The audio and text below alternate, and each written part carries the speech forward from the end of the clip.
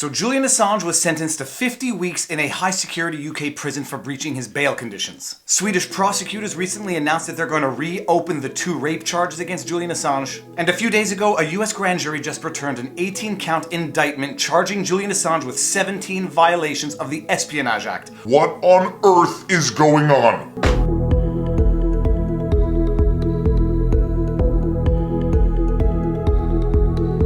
For those of you who don't know me, I am Viva Frei, a Montreal litigator turned YouTuber. I do these things called vlogs, VLAWGS, where we break down and analyze something that's going on in the legal world in terms that can be understood by lawyers and non-lawyers alike. Now this is something like my 3rd or 4th video on the Julian Assange saga. It's a very interesting story from a legal perspective, and it's a little bit difficult to understand, so it's one that requires clarification, and hopefully I'm able to give that clarification to people who genuinely want to understand what is going on. Now I don't want to repeat too much of what I said in previous videos, except in my last video on the Julian Assange saga where I broke down the indictment, I raised a question as to why Julian Assange was not charged under the Espionage Act, and that seems to have come to fruition.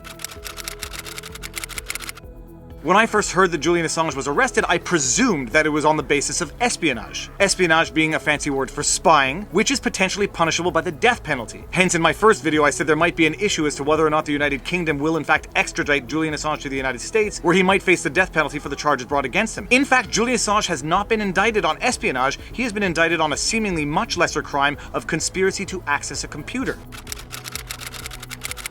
And I brought up another issue as relates to the Statute of Limitations on the charges in the original indictment. And another important thing to consider here is the Statute of Limitations. Statute of Limitations basically means a period of time after which one cannot be prosecuted for the crime. With these specific crimes, the Statute of Limitations seems to be 5 years, unless I'm mistaken, which is very interesting given that it relates to conduct that occurred in 2010. Compare that to espionage, which typically has a statute of limitations of 10 years, which means that in 2019, someone could be prosecuted for espionage acts committed in 2010. So Julian Assange was sentenced to 50 weeks for breaching the terms of his bail. That is virtually the maximum sentence for that offense. Since that time, Swedish prosecutors announced that they're going to reopen the 2 rape cases against Julian Assange. And those rape cases are very interesting, and there's a lot of details that I suspect a lot of people don't know. There are 2 alleged victims in the Julian Assange rape accusations. We don't need to name them, even though one of them has been publicly named. In a nutshell, the first of the 2 accusers alleges that when Julian Assange was in Sweden in 2010, he aggressively pursued a sexual encounter, but the first accuser alleges that at some point during their sexual encounter, Julian Assange did something to the condom which either caused it to break or removed it, thus resulting in the fact that they were engaging in unprotected sex. The second accuser alleges that during a separate incident, she was asleep and awoke to Julian Assange having sex with her. Again, the second accuser alleges that Julian Assange was not using a condom, and the second accuser further alleges that she told Julian Assange, "You better not have HIV," and he said, "Of course I do not," and that it was the first time she had ever had unprotected sex in her life. Now let me just open the standard parentheses caveat here. I am a Quebec lawyer who practiced commercial litigation. I never did any criminal law. I'm not certified to practice outside of the province, nor am I certified to practice in the United States. The purpose of this video is not to give anyone any legal advice. It is simply to break down and simplify in non-legalese terms. And reading the allegations as relates to the rape accusations against Julian Assange, I was asking myself why there was such a focus on not wearing a condom for both the accusers. Now, although I never practiced criminal law, I did study it in law school, and I was aware that under Canadian criminal law, it does constitute sexual assault to remove a condom or to tamper with a condom unknowing to your sexual partner. In fact, in 2014, the Supreme Court upheld the conviction of someone who was convicted of sexual assault for poking holes in his condom unknowing to his sexual partner. What I didn't know, and what I subsequently learned while researching this particular issue, is that there's something called stealthing, which is literally the act of someone removing a condom while engaged in sexual activity without the knowledge or consent of their partner. In 2018, in Germany, a man was found guilty of sexual assault for removing a condom during sex. And in 2017, a Swiss court found a Frenchman guilty of rape for removing a condom during sex against the expectations of his partner. At the very least, we understand the accusations of rape being brought against Julian Assange because stealthing is not necessarily something that we are familiar with in North America as a criminal offense or a rape charge. Whether or not someone thinks that these charges are part of a broader scheme to indict Julian Assange so that he can be subsequently transferred to the United States is a separate issue. So Swedish prosecutors recently announced they're going to reopen the investigation into Julian Assange. A few weeks later, a US grand jury returns a superseding indictment including 18 charges against Julian Assange, 17 of which violate the Espionage Act. I see the words superseding indictment and I don't know exactly what that is. It is an indictment that replaces the original indictment against Julian Assange. And then this goes back to my last video on the subject where I was questioning why the indictment against Julian Assange did not bring up espionage charges. And I was hypothesizing that because espionage charges hypothetically can bring the death penalty, that might complicate the extradition of Julian Assange to the United States because there is legal precedent to block the extradition of an individual to a country knowing that they're going to face the death penalty for the crimes for which they are being accused. Some people might suspect that all the United States wanted to do is get Julian Assange back onto US soil so they can increase the charges to espionage. And had the original indictment been on charges of espionage, the United Kingdom might have refused extradition to the United States because the punishment for espionage could be the death penalty. And that goes back to a principle set out in Soring versus the United Kingdom, which I referenced in my first video on this subject. And one of the other reasons why I was questioning why espionage charges were not being brought against Julian Assange in the original indictment had to do with the statute of limitations of those same charges. In the original indictment, the charges were conspiracy to access a computer, which is time barred after 5 years, whereas certain violations of the Espionage Act are time barred by 10 years. And I was wondering why they would have brought charges that are time barred after 5 years instead of bringing charges which were time barred after 10 years, given the fact that the original indictment was dated 2018 relating to acts committed in 2010. What I subsequently learned, given the aggregate knowledge of the internet, and this is what I love about the internet, is that as a whole it is smarter and more knowledgeable than any one individual. There is a concept in law called tolling,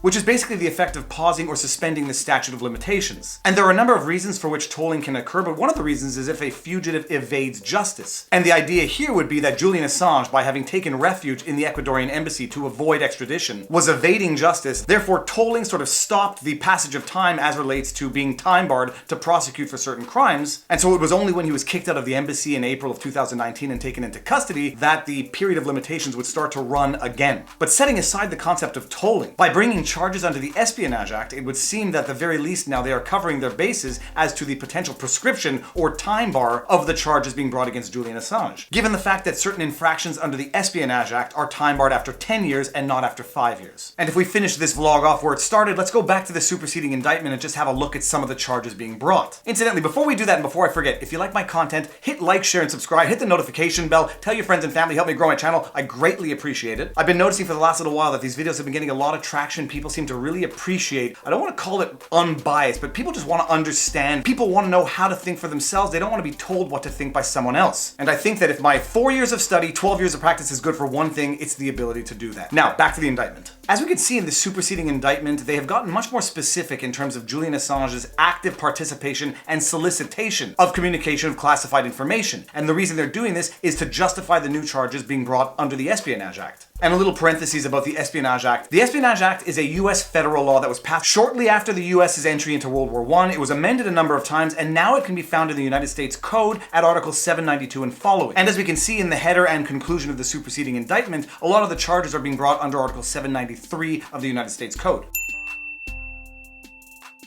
Paragraph 2 of the superseding indictment reads as follows. Assange and WikiLeaks have repeatedly sought, obtained, and disseminated information of the United States classified due to the serious risk that unauthorized disclosure could harm the national security of the United States. WikiLeaks' website explicitly solicited, censored, otherwise restricted, and until September 2010, classified materials. As the website then stated, WikiLeaks accepts classified, censored, or otherwise restricted material of political, diplomatic, or ethical significance. So we see here already from this superseding indictment that the picture they're trying to paint of Julian Assange is not one of a passive publisher, but one of an active solicitor, a participant, a conspirator, someone who is inciting, collaborating with, for the purposes of publishing classified information. And we don't really need to get into the nitty-gritty of this specific indictment. It tells the same story, basically, as the original indictment, namely Julian Assange working with Chelsea Manning in an attempt to obtain and publish classified information as relates to US military operations, among other things. But this superseding indictment, given the nature of the new charges being brought, is and has to be painting a picture of a much more active Julian Assange. One who is not just acting as a reporter or a publisher, but one who is actively soliciting people to participate in the scheme to obtain, communicate, and publish classified information. In furtherance of this scheme, Assange agreed to assist Manning in cracking a password hash stored on United States Department of Defense computers, connected to the secret Internet Protocol Network, a United States government network used for classified documents and communications, as designed according to Executive Order Number 13526 or its predecessor orders. And the superseding indictment goes on to tell the entire story, culminating in the 18 charges being brought against Julian Assange, which are as follows. Count 1, conspiracy to obtain, receive, and disclose national defense information. Count 2, unauthorized obtaining of national defense information, detainee assessment briefs. Count 3, unauthorized obtaining of national defense information, State Department cables. Count 4, unauthorized obtaining of national defense information, Iraq rules of engagement files. Count 5, attempted unauthorized obtaining and receiving of national defense information. Count 6, unauthorized obtaining and receiving of national defense information, detainee assessment briefs. Count 7, unauthorized obtaining and receiving of national defense information, State Department cables. And it goes on for another 11 charges. A lot of people asked the question in the last video how a non-US citizen who never stepped foot on US soil can be charged under the Espionage Act. I know the limits of my own knowledge and I don't have an answer to that question, so I leave it to the aggregate knowledge of the internet to discuss in the comment section below and opine as to how this is possible, if it's possible, or if it is not possible. All that to say, in my capacity as litigator turned YouTuber, and in accordance with my obligations as your vlogger, now you know your vlog. Peace out. Boom!